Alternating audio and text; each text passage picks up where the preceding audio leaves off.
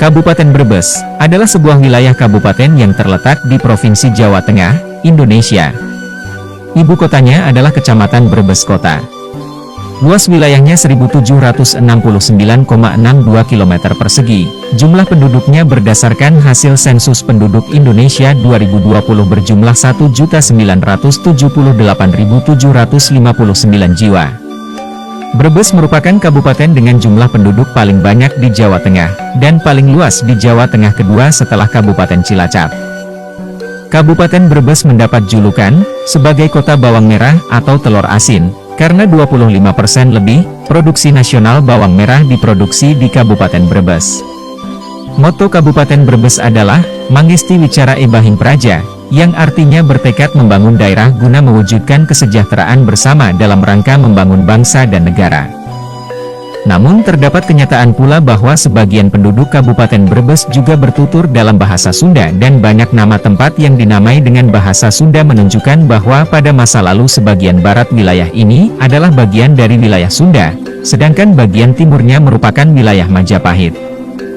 Daerah yang masyarakatnya sebagian besar menggunakan bahasa Sunda atau biasa disebut dengan bahasa Sunda Brebes, adalah meliputi Kecamatan Salem, Banjarharjo, dan Bantar Kawung, dan sebagian lagi ada di beberapa desa di Kecamatan Losari, Tanjung, Kersana, Ketanggungan dan Larangan.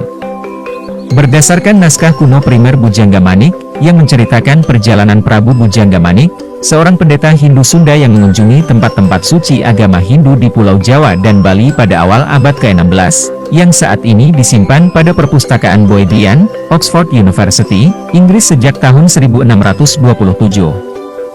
Ibu kota Kabupaten Brebes terletak di bagian timur laut wilayah kabupaten. Kota Brebes bersebelahan dengan kota Tegal, sehingga kedua kota ini dapat dikatakan menyatu. Brebes merupakan kabupaten yang sebagian besar wilayahnya adalah dataran rendah.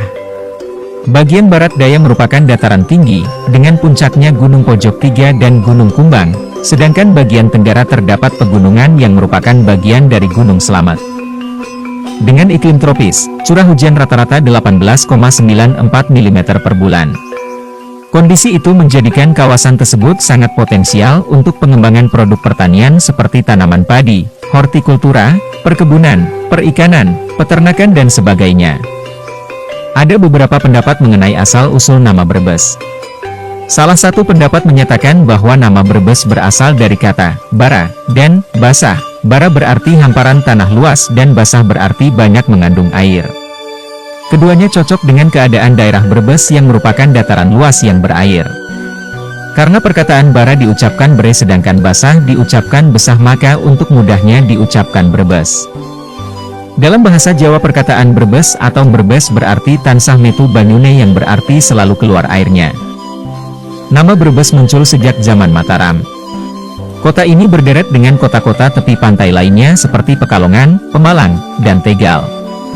Brebes pada saat itu merupakan bagian dari wilayah Kabupaten Tegal. Pada tanggal 17 Januari 1678 di Jepara diadakan pertemuan Adipati Kerajaan Mataram se-Jawa Tengah, termasuk Arya Martalaya, Adipati Tegal dan Arya Martapura, Adipati Jepara.